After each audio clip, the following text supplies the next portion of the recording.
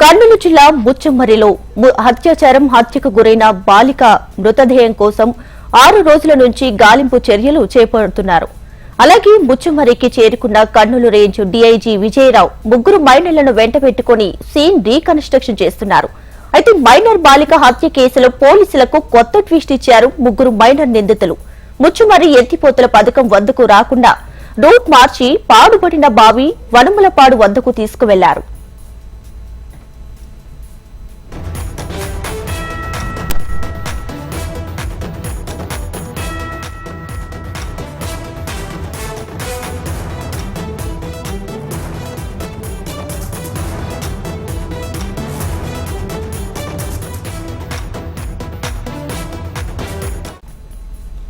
కర్నూలు జిల్లా ముచ్చమరిలో హత్యకు గురైన బాలిక మృతదేహం కోసం గత 6 రోజుల నుంచి గాలింపు చర్యలు కొనసాగుతున్నాయి.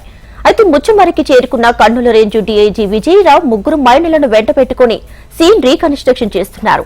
అయితే మైనర్ బాలిక హత్య కేసులో పోలీసులకు కొత్త ట్విస్ట్ ఇచ్చారు ముగ్గురు మైనర్ నిందితులు. ఇదే విషయానికి సంబంధించి పూర్తి డీటెయిల్స్ మా ప్రతినిధి హరికృష్ణ అందిస్తారు. హరికృష్ణ, గత 6 రోజుల నుంచి కూడా ముచ్చమరిలో అదృశ్యమైనటువంటి బాలిక ఆచూకీ కోసం తీవ్రంగా గాలిస్తున్నారు పోలీసులు. ముఖ్యంగా ఎన్డీఆర్ఎఫ్ బృందాలతో పాటు స్థానిక పోలీసులు అలాగే గజ ఈతగాల సహాయంతో ముచ్చమరి లిఫ్ట్ కెనాల్లో కూడా తీవ్ర గాలింపు చర్యలు చేపట్టారు. అయితే ఈ రోజు పోలీసులు రూటు మార్చారు. మరొకసారి ఎవరైతే ఆరోపణలు ఎదుర్కొంటూ నిందితులుగా ఉన్నటువంటి మైనర్ బాలుని విచారించాలని అలాగే సీను రీకన్స్ట్రక్షన్ చేయాలని చెప్పేసి కూడా భావించారు.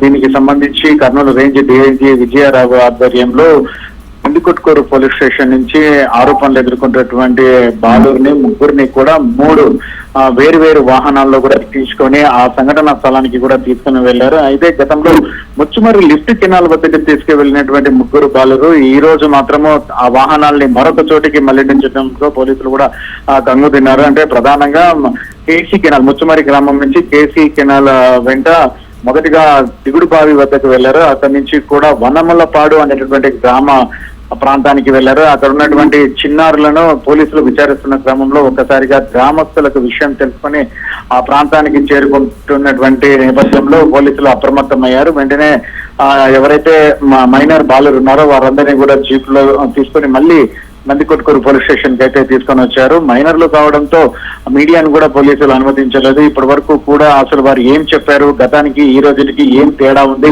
తాజాగా చేసినటువంటి సీన్ రీకన్స్ట్రక్షన్ లో ఏమైనా కొత్త వాస్తవాలు బయటపడ్డాయన్నటువంటి అంశాలకు సంబంధించి మాత్రం ఇప్పటి వరకు పోలీసులు ఎటువంటి సమాచారం ఇవ్వడం లేదు. కానీ దీంతో అంటే తాజాగా జరిగిన సంఘటనతో ఇటు గ్రామస్తులతో పాటు మిగిలిన జిల్లాలో ఒక ఇంత టెన్షన్ నెలకొనింది. అంటే మొన్నటి వరకు కూడా ముచ్చమరి లిఫ్ట్ లో పాప శవాన్ని పడవేశామని చెప్పారు. మళ్ళీ ఈ రోజేమో ఇటు వనపులంబాడు గ్రామానికి తీసుకువెళ్లారు. అసలు తమ పాపకు ఏమైంది, నిజంగా లిఫ్ట్ లో పడవేశారా లేదా పాపను ఏమైనా చంపి పూడ్చిపెట్టారా లేదా కాల్చి వేశారా, దహనం చేశారా అన్నటువంటి కోణాల్లో కూడా తల్లిదండ్రులు వారి బంధువులు కూడా అనుమానాలు వ్యక్తం చేస్తున్నటువంటి ఆ పరిస్థితి కూడా లేకపోలేదు. ఖచ్చితంగా ఈ రోజు సాయంత్రం లోపల తమ ఆచూకీ చెప్పాలని ఇటు బంధువులతో పాటు రాజకీయ నాయకుల నుంచి పోలీసులు ఒత్తిళ్లు ఎదుర్కోవడంతో తాజాగా చేసిన